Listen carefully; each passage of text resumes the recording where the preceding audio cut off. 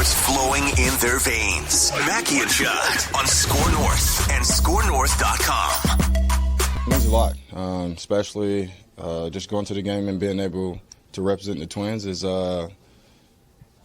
more of a dream come true. It's nothing for me like being in our uniform and going out there representing the Twins and just trying to do whatever I can to make us proud.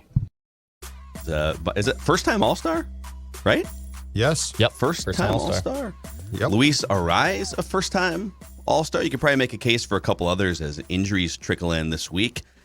Big day for the Twins yesterday, plus Dylan Bundy picking up his 5th win of the season in a gutty, grinding effort, pitching to the scoreboard magnificently, and making another case for Judd's public, humiliating apology. Starting to come apart. Very no, concerned. I don't think he started to come apart. I think it was don't show them anything you don't need to. You know, your offense has scored enough runs. Give you get them a some cushion. runs. Jack Morris was brilliant at pitching to the scoreboard back in the 1980s, and Dylan Bundy following in those footsteps, I feel like. Sweet Lord, did you just use the word Dylan Bundy and Jack Morris in the same sentence? What's the only difference? Mustache and opportunity, okay? And 10 innings Put in a Dylan World Bundy in a Series Game 7. And opportunity. You think he would tell Rocco, get the hell out of here? If Rocco said, all right, World Series, you pitched great. Give me the ball. Do you think Dylan Bundy would pull the Jack Morris to TK and say, get the hell out of my face? I'm pitching. Sweat just pouring down his face.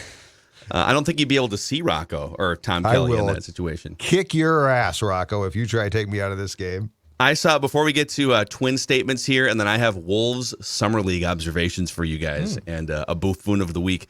I saw a graphic pop up. I think it was on like Sunday Night Baseball or something last night as I was flipping around. Sandy Alcantara, the ace for the Marlins, right? That he now, and this was like, they put this up as a standalone feature during one of the breaks, like a pitching change break, that he now has 12 consecutive starts of 7 innings or more. Something that would have been just commonplace even 15 years ago for ace caliber starting pitchers.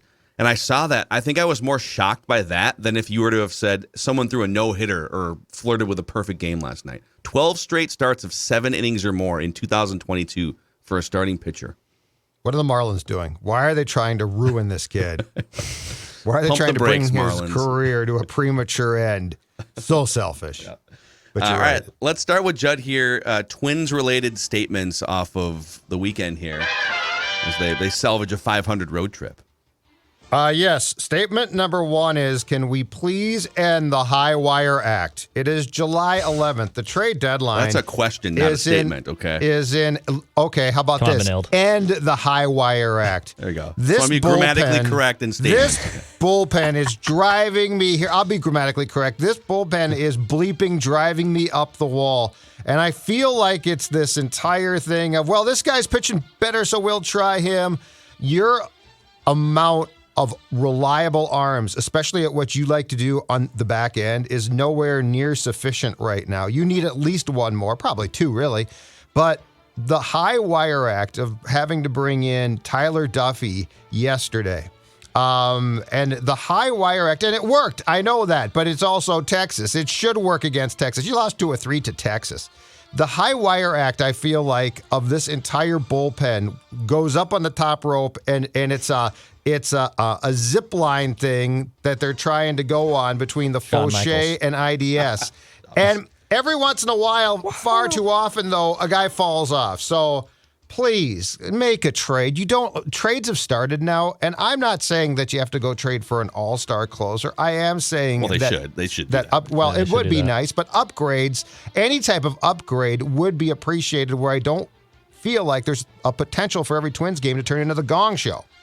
Okay, I'm going to piggyback off this because you had a chance there to mention pretty much any crappy reliever that the Twins have right now. And you mentioned one guy, and his name is Tyler Duffey. And my statement is Tyler Duffey is actually back. If you look at the last month, and this is good for the Twins. I'm not saying their bullpen's fixed, but so we spent I feel like 2 full shows just banging our head against the wall. Why would you bring him into a close game against the Yankees? He is giving up crooked numbers. He's putting guys on base. He can't strike anybody out.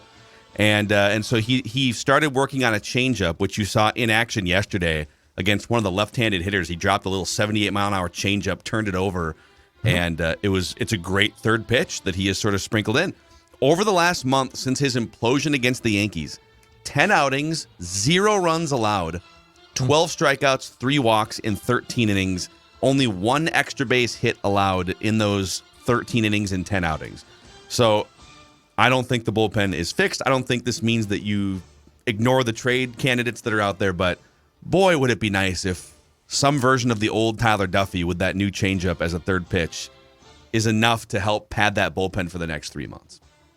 But you got to get more. Like No Pagan's but. still there. Tyler Duffey's You got to back. get more. You got to get more. And Tyler, God bless him, good guy, is in the middle of that rope right now, and he's like balanced, like, I got my balance back, and then he's going to go off of it again. I don't trust these guys. Like, there's a few guys I trust. For the most part, I don't trust them, and they have they clearly are going to use, and this is fine, their bullpen. But it better damn well be improved here shortly if you want to be a real candidate to be taken seriously in the playoffs, assuming that you do win the division. It's so hard. I know you've been, banging on the wall for the last month saying trade for someone early, but if you're one of these bad teams that had, like the Orioles are actually coming on strong right now, Yeah. flirting with 500. Yes. But if there's 5 teams out there that, the Oakland A's or whatever, maybe there's 6 lights out relievers somewhere around the sphere of teams that are getting smoked in the standings right now. It doesn't make sense for them to just engage one interested team on July 11th. Like, their goal should be, we're in no rush to trade anyone. We're looking for the best prospect package we can get. And so I think people wonder, why don't trades happen until the very last second of the trade deadline? Because those selling teams are trying to add 3, 4, 5 other teams to a bidding war. So I don't know what to tell you other than you're probably going to be frustrated, and all of us will be, for the better part of the next 3 weeks before the Twins actually make a move. I would be shocked if they made a move like this week, for instance. I certainly would be very proactive in trying to do so. Because the problem is when to your point, Phil, this gets down to the trade deadline wire, the Twins often say, well, that package is too much. We can't give that. They do. And that's the problem. And look, if you don't want to be taken seriously as a playoff team, that's cool too. Well, you've lost 18 consecutive playoff games. Ain't no one going to be surprised if you go into the first round and get swept in 2 games. Yeah, So, it's pretty. it just depends on what you want. The path forward here is pretty clear. Now they are going to get Alcala's going to come back at some point, but who knows what? The guy hasn't pitched in a major league game almost a year or 9 months or whatever. All right, Dex. I'm going to morph my original statement into this statement off those and say, start making a list and checking it twice. So the trade deadline is 3 weeks from tomorrow. We're 21 days from the trade deadline. And now there's some reckless speculation starting to flirt out there. I believe David Bednar was a name that was floated out there from MLB.com. David Robertson, who's somehow, I guess, back after being injury-plagued the last few years. He's been good with the Cubs, having a good year, honestly. But start making a list and checking it twice, because it'd be a crime to not address your pitching woes in the bullpen and maybe even the starting rotation. And honestly, this next final week before the All-Star game, which is next week, there's 6 games left, right? 2 against the first-place Brewers team, which is pretty dang good. 4 games against the underachieving White Sox, who right now are 4.5 back, I believe, in the AL Central. You have a chance to show another team that you can hang with them in Milwaukee, and you also have a chance to maybe even bury Chicago, who is having, honestly, one of the most disappointing seasons in Major League Baseball this season. So start making a list, checking it twice, and also show me something this week before we get into the All-Star game. We take 4 or 5 days off, and show me that you can contend, and show me that you can also address this pitching staff before that trade deadline comes in 3 weeks from now. David Robertson, interesting. So Reckless speculation. he's kind of the Cubs closer, so he's got 12 saves on just a bad Cubs team that's, 20 games below 500 or something. Yeah, they're bad. He missed 2020. I don't know if it was because of surgery or I think it might have been like TJ or something, because he also missed almost all of 2019. Came back last year with the Rays and pitched in 12 games. So this is the first full year he's pitched since 2018, when he was one of the better relievers in the league for the Yankees and White Sox in the years before that. So, yeah, there's guys like that just sitting out there. That's what I'm talking about. Yeah. It doesn't have to be But you're not going to get him for like 3 more weeks. That's what I'm saying. a great pitcher, Reckless just a competent pitcher. Back to me? Back to you. Here we go again. Did you guys see the tweets from Florida, the Gulf Coast League this weekend? Miguel Sano's back, and he's hitting the baseball, and we have the Miguel stands again, full force. Look at this, and this is like regular as clockwork. Start to run the numbers past us. Just a little appetizer of what could be on deck. Now, it's the Gulf Coast League, okay, but it's starting right now. So this is like rookie ball level for his rehab assignment? Yes, or exactly. is this A ball? Are we talking the Mighty Muscles? No, this is the Gulf Coast League, so it's not the Florida State League. So it's rookie ball. And then I think he's going to go, I think the plan, I don't know this for sure, is AA next and then St. Paul last. But anyway, the point is we're starting to get the Twitterazzi is out there, and they're starting to tell us, look at home runs. He's hitting some, Miguel Sano. I mean, he might be coming. And all I have to say is this to you folks.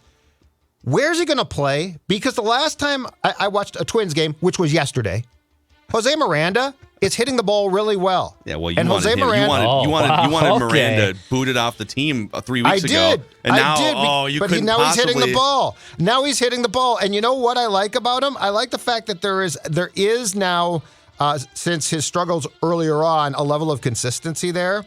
But my point is, why do we have to go through this again? It's not his fault, really, but Sano is Jason from Friday the 13th. Every time I think he's done, he's gone. He's disrespectful to Jason. I think Jason had a higher kill rate than Sano has batting average. Yes, and his bat speed was fantastic too. Yeah, when Jason locked in on a camper, he was, I think, batting 45% on the kill. You were done. Oh my God, yeah. But the point is, are we really going to go through this again about, Miguel Sano? Well, let's entertain this because yeah, sure. I'm not the biggest Miguel Sano fan. I think he has underachieved expectations and hasn't kept himself in shape mostly in the last 6 or 7 years. And he's been, I think I've maintained for about 5 years now that he is just a one-dimension. He is Adam Dunn 2.0, basically. Probably plays a little bit better defense at first base, but he's not an above-average defensive first baseman. So he's, if that one dimension is dialed in, that being 500-foot home runs, he can carry your team for long stretches, 2-3 weeks at a time. So I would welcome the opportunity to say, if there's a vintage Miguel Sano, 30-day hot streak in there somewhere. All right, what would that look like integrating him back into this roster? So the active position players right now, I'll just go through the whole thing. So Ryan Jeffers, obviously you need 2 catchers. So Ryan Jeffers, Gary Sanchez are off limits. Luis Arraez is the batting champion right now. Jorge Polanco, Carlos Correa, Gio Urshela. Sano's not going to play third base. You could move some other guys around, but I like Gio Urshela in the lineup. He's been a good hitter and pretty reliable, right? Yes. Byron Buxton, Max Kepler, Alex Kirilloff. Max Kepler's been up and down, but this is probably his best season since 2019, and he can play an outfield position. Alex Kirilloff looks mostly great for the most part since coming back from the wrist injury. And then, correct me if I'm wrong here, but Jose Miranda, Nick Gordon, Gilberto Celestino, and Kyle Garlick is still on the roster, I think. Yes, he is. So you'd probably be looking to bump either Miranda. I don't think you're bumping Celestino because he plays center field when Buxton doesn't, right? So it's kind of like Kyle Garlick, Jose Miranda, Nick Gordon, who's also been decent as just a super utility player. And then if he gets one of those roster spots, he probably plays 2 or 3 days a week until he shows whether his bat is hot. So I'm open to it. I don't know. Kyle Garlick, does he? He's just a platoon hitter. Yeah, the problem is to get the month that you're talking about, you're going to have to give him at bats, and I'm concerned about that because he is a lineup stopper. If he is not blasting home runs, he is like a clog in your lineup. He clogs it up. And this team has actually gotten to be pretty good, I think, about being offensively a team that can move through. Like, Arraez is great at that. I actually think, you know what? At least of late, Max Kepler's improved there. Miranda. I think Miranda's at-bats now are pretty good. I like his at-bats. The other problem, too, is first base is pretty taken up, and so the question then becomes, do you want to DH Miguel, but Buxton DHs a lot, And so you want to DH move to be him open for flexible. business. Yes. There's a reason why the whole Nelson Cruz idea has been moved off of, right? Yeah. I'm just trying to think. So, like, I guess on a day where Sano's in the lineup, you got, so your catchers, Jeffers, the obvious spots are taken, shortstop, second base, etc. If Buxton's in center field, it gives you more wiggle room at DH, obviously. But Gary Sanchez sometimes DHs. So any way you look at it, you're taking somebody, and Gary Sanchez hasn't, he'll hit 20 home runs just running into a breaking ball or something. But yeah, you're probably gonna have to take a decent hitter out of the lineup or a hot hitter out of the lineup to give Miguel Sano some extra chances. You know what I would do after the rehab assignment? I'd just book him a tee time.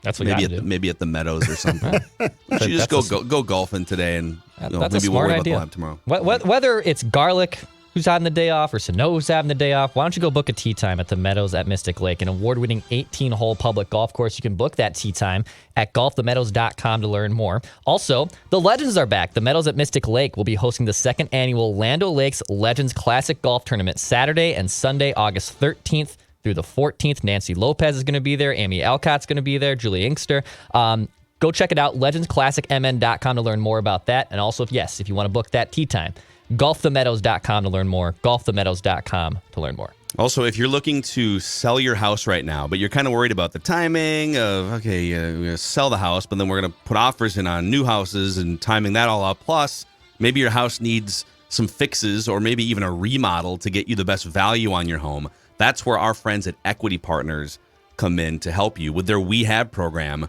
They will partner with you to fix up your home before you put it on the market. And this might be the biggest benefit. You can move before you sell. You can put offers in on your next home, non-contingent on the sale of yours, which is hugely helpful.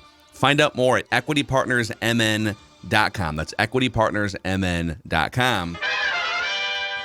My next twin statement from the weekend. Glen Perkins is awesome on commentary. Yeah. Oh, God, that booth was great. And we've known for years because he's been a friend of the show. We haven't had him on, a year or two, but, he was hosting a weekly SKOR North Twin show with us, and he's been a regular guest on our show, the radio show, going back to 2014. He's funny, insightful. He's pretty smooth, too. Like, a lot of guys get in that spot, and they don't really know when to jump in, or they're kind of nervous, but he just kind of brings a layer of personality. He brings kind of a talk radio personality, which is that's what he cut his teeth on in the media. He is a graduate of the Mackey and Judd, much like Jamie Erdahl going to NFL Network and Tom Pelissero. It's just another person we can take credit for here on Mackey and Judd throughout the last 8 or 9 years.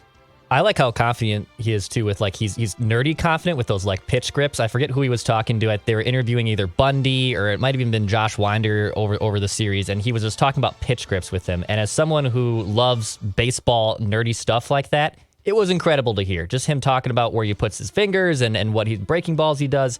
I think it was awesome. I think he's a great addition to that broadcast booth. How did you guys like the three-man booth? I like that. I thought the three-man booth was great because Glenn then could say, "Hey, LaTroy," and then they started a conversation among two, wait for it, former big league baseball players, which is what I want. I love the conversations about the nuances.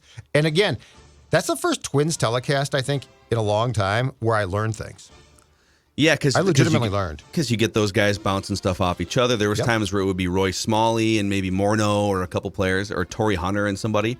Yes. Mm-hmm. I don't want to rip on anyone here too much, but I think it was a little challenging for Bramer to navigate at times, where those guys would be. There was a couple moments in that game yesterday where it's like the game's in the balance. It's a one-run game or it's tied, and Glenn, and maybe there's nothing urgent happening. Maybe there's not like runners in scoring position, but Glenn and LaTroy are having a conversation that is going across multiple pitches in an at-bat, and Bramer would try and jump in a couple times. Ball high, 2-1. It's like, I don't know that we need that on a TV broadcast. So having a guy who's been doing it for 40 years try to sort of unlearn that, I don't know that you don't need to call all 300 pitches of a Major League Baseball game on TV if there's a great conversation happening over here, I agree completely. And just continue to ask questions. Mm-hmm. Like they said some stuff where I would love the play-by-play guy to say, oh yeah, talk more about that. Like I'd like to know more about that, because they are talking about stuff we don't think of. Yeah, there's a It treasure was really trove good. of places and Hawkins to go down. is really good. Like he doesn't try and dominate, but he actually brings some really good talkers in. And I loved when Glenn would ask LaTroy a question, and LaTroy would give a really thoughtful response off him. Yeah. So I liked it a lot. At one point, I think it was pretty early in the game, and Glenn goes, because Glenn, having done a bunch of sports talk radio, just sort of understands like how to look for things to throw out right to the room. And he goes, LaTroy, what's that in your hand over there? Is that a stopwatch? Yeah. And LaTroy says, yeah. LaTroy was just silently, he wasn't going to bring it to the broadcast, but he was just like, a lot of pitching coaches are just in the habit of doing this, right? You're timing up how quickly the pitcher can get from his stretch motion to home plate with a runner on first base. And it sparked this great discussion about how quick you have to get to home plate, where there's some leeway. But right now, it's like guys don't really steal bases as much, so maybe you don't have to worry about it. 3-1, ball high. It's like I don't need that within the baseball conversation. No, hopefully they keep doing the 3-1. I know why you're blocked now. I know why both of you guys are blocked, haters. Dude, he needs to relax a little bit. He does. He has a really itchy trigger finger on You Twitter. think? Yeah, he does. You think? Yes, I agree. I with you think, guys. if I remember right, this was probably 5 years ago now. It's like 2000. When did they? Was 2017? It was the surprise year where they had. They weren't supposed to make the playoffs, but they were. Didn't they sell at the deadline 17? or something? Yes, that was 17. Yep, but they made the play-in game basically. Okay, and I think Bramer was talking about there was like an August or early September Twins-Yankees game, and Bramer was bringing up, sort of presumptuously, and the Twins are in position to be back right here at Yankee Stadium for a wild card game or something. And I think I just tweeted out, didn't even tag him, hey, let's pump the brakes on, let's not be too presumptuous here. A lot of things can happen. And he DM'd me during the game to light me up and basically say, I'm blocking you. Twitter. It's like between innings. And you're still blocked to this day, right? Yes, I am blocked. He's been on our show since then to despite promote the a fact- book and stuff. Yes, despite the fact he's been on our show.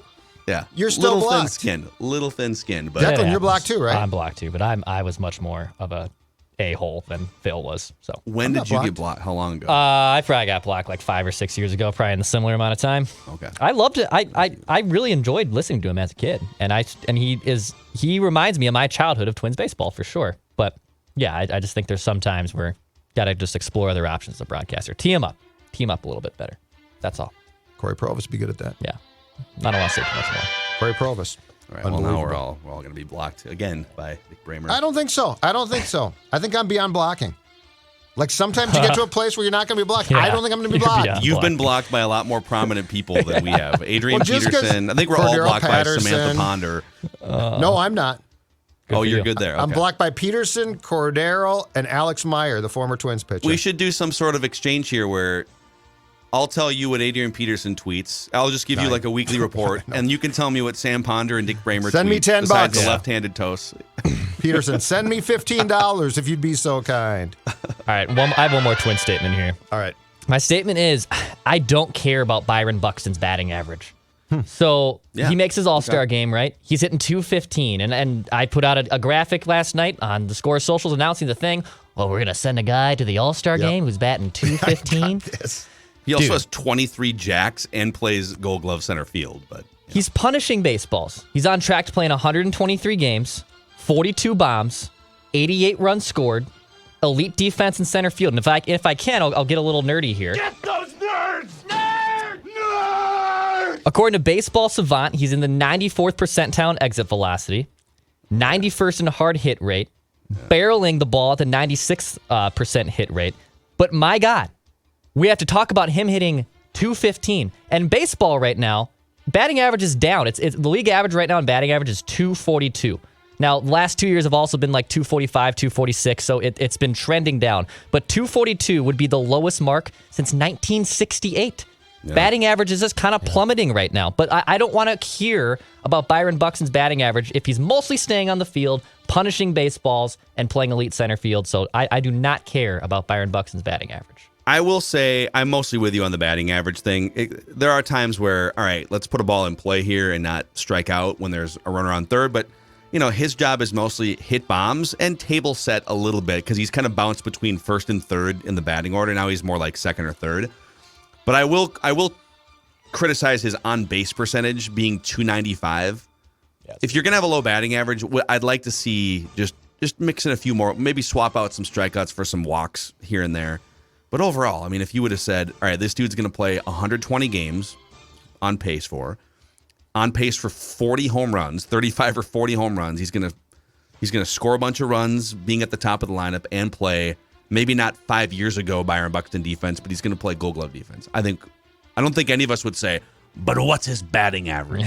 Right? I think you'd say, all right, whatever. Like, okay, he's hitting 220 or 215. Not ideal, but if I get all those other things, he's going to be super valuable.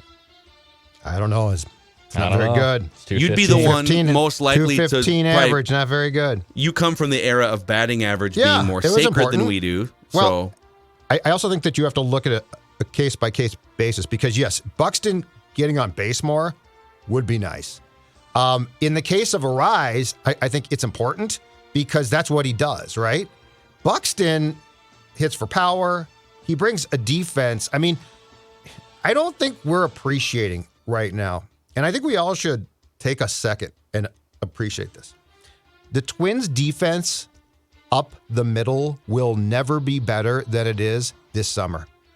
Like, we are watching a platinum Gold Glove center fielder, shortstop, and you know what? Polanco at second, I think is pretty solid. But I think we need to appreciate the fact that you've got Carlos Correa, probably for a year, but you've got Carlos Correa and Byron Buxton at short and in center field. I think we're now taking that for granted. Like, this is as much fun as we will have watching defense probably for a long time. Yeah, and if you want to go even a step further on the nerd scale of this conversation, so right now Byron Buxton has been worth 3 wins above replacement, even as a part-time player, which is 16th among all position players. He's played 67 games. The guys right above him are Trey Turner and Mookie Betts. Now, Mookie Betts has also played 68 games, but Trey Turner's played 85. Freddie Freeman is just ahead of him on this list, 85 games. So there's guys who have played 20 more games than he has, and he is still even with them in terms of wins above replacement this year. He's going to have, if he continues doing this, he's going to have about 6 wins above replacement to his name, which would be by far a career high, mostly based on playing time. This isn't necessarily his best season. Maybe last year was statistically, but he's going to play 120 games unless he gets hurt, knock on wood. All right, that was kind of a Judd statement, but we'll go back to you here because it's technically your turn again. Okay, I will go from the Twins to the Wild with this statement. This is petty BS. This is, the GM told us, Billy Guerin said, in fact, when he acquired Marc-Andre Fleury and was asked about Cam Talbot, he said Cam is fine with that. We've talked about it. There is no room for petty BS here, right? Well, this whole thing with Cam has turned into petty BS. And I don't know if it's Cam, his agent, but there have been rumblings now that Cam is not happy that Flower was brought back, and now it's gone to, well, Cam doesn't necessarily want to trade, but the reports are he actually wants a contract extension now. Like, he is a veteran journeyman, and he's an okay goalie, but he's certainly not great. But he is a veteran turning on trying Cam Talbot to leverage. Right now. Well, I don't like what he's doing to my guy, Billy G. I don't like this petty BS. Like, dude, now you want a contract extension? I don't even know that I want you here past next season. So this very much right now has become petty bull bleep. Okay, so what is the status of his contract? 1 more year? Yes. And then he's a free agent right now? Correct. Mm-hmm, that is correct. Okay. So here, all right, I'm going to put myself in his skates for a second and throw this at you guys. I see what you did there. Goalie skates.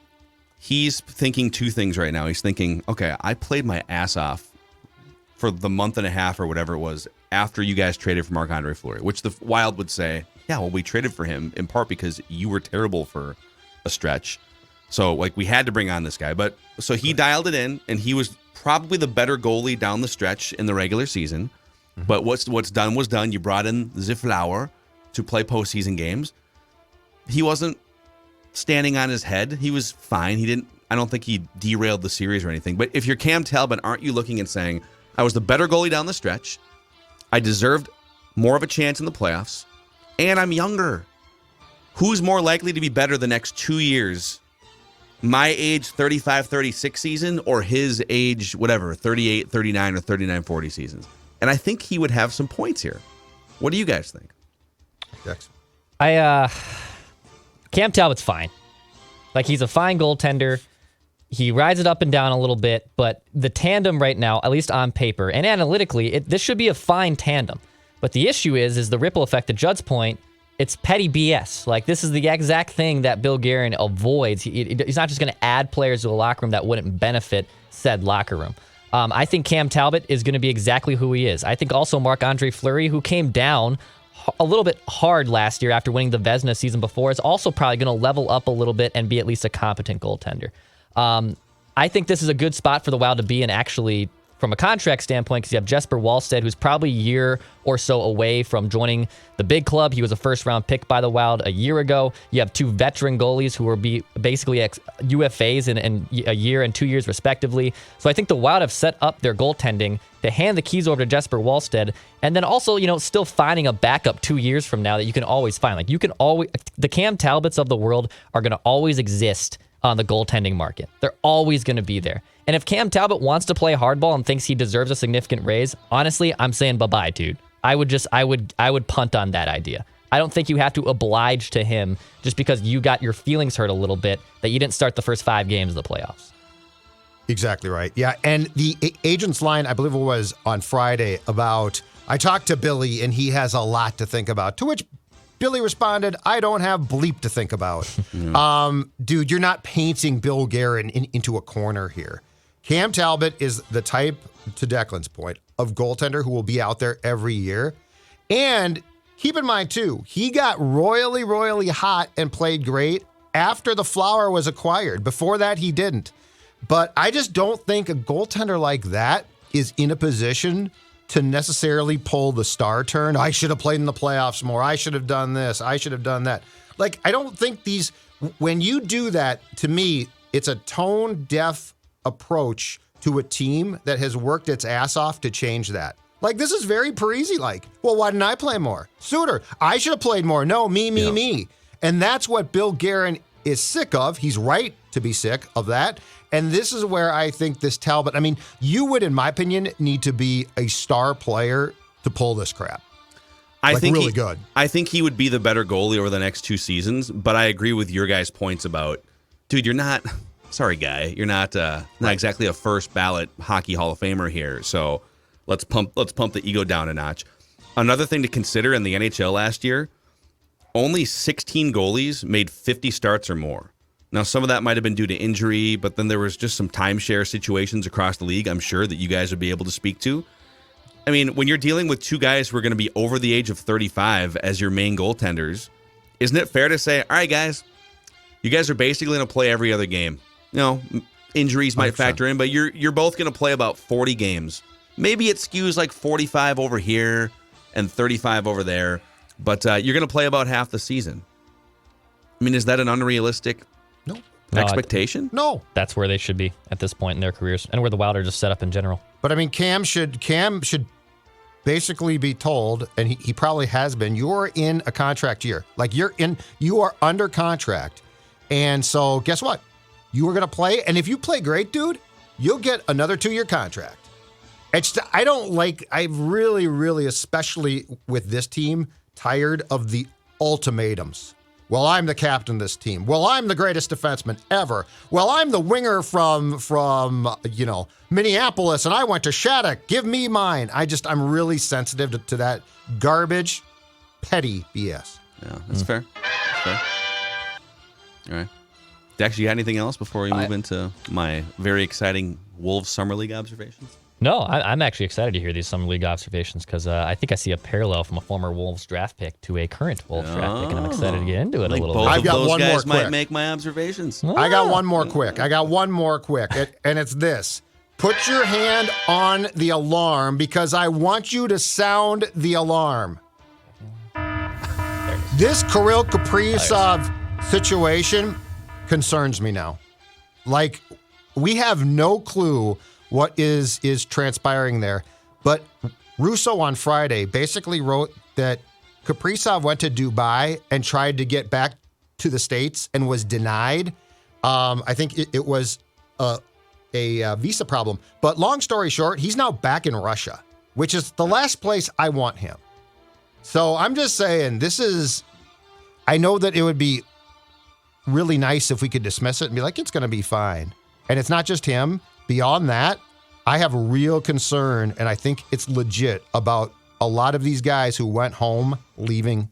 I think Ovechkin can leave because he's basically Putin's guy. But when it comes to a Kaprizov and stuff, I'm worried, man. I'm worried. Yeah, this isn't good. It's kind of terrifying. It's kind of terrifying. Back to Russia, to which my question was, couldn't you have reached out to the team, and couldn't they have sent a couple folks to Dubai to, like, shack up with you until you got your paperwork done? I don't know, but I don't know if you can blame the Wild for this, can you? I'm not blaming them.